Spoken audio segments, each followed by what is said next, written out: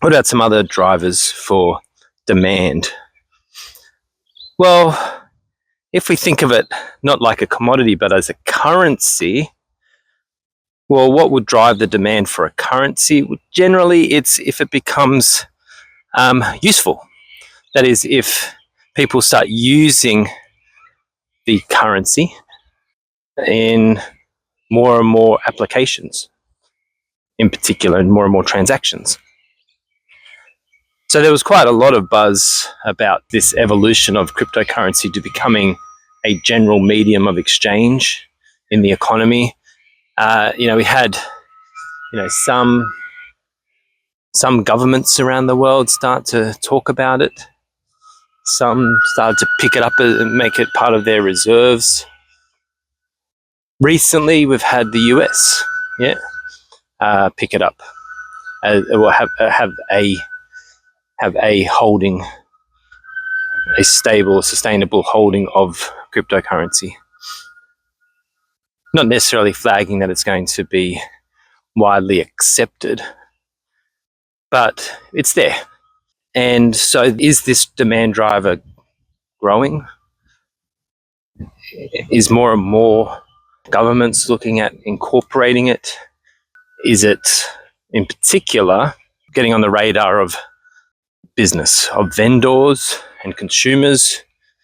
Are they more and more willing to utilize it as a means of exchange? The idea is to think about, is that driver growing, accelerating, or is it retracting? And that could be a driver for sure. Who else demands this currency, this kind of cryptocurrency? Well, one of the main draw cards of cryptocurrency, or most cryptocurrencies, is the anonymity of it all. That is, you could buy crypto and hold it, even if it's on a distributed ledger, publicly available ledger. Who owns the Bitcoin is anonymous, for example. Who owns cryptocurrency can still be anonymous. And that can be attractive to many, especially, as I said, this anti-establishment driver. If you don't like government, don't like current systems and institutions, maybe you want to hold your wealth in a way that is untraceable. Traditionally that's been buying up gold, putting it under the mattress, putting it in the walls. But now we can do it much more efficiently with cryptocurrency. So that can be a key driver, this demand for something where you have this anonymity to it. So the only question is this, is this driver, is that growing, or is that going to be a driver going forward? Perhaps one of the biggest drivers is not actually supply or demand. Perhaps it comes down to market sentiment. There's a lot of behavioral aspects to the investment world. We can try to model supply and demand and forecast cash flows and all of that.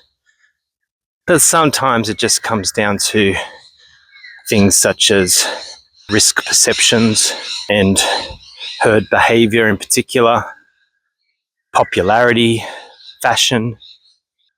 If you've got a lot of people buying this investment for non-investment reasons, they don't care about supply and demand, they're just buying it because it's the fashionable thing to do, well, that can be a huge driver, and perhaps has been a big driver of the currency over the past decade. But trying to predict the future is a fool's errand, especially when it comes to currencies. Cryptocurrency is probably even more difficult than other currencies. But I guess only time will tell. Now, if you're a bit of a finance nerd like me, why don't you check out my Substack? There's a link in the description, and here you'll find additional concept notes, unedited videos, community chats, and much more. See you next time.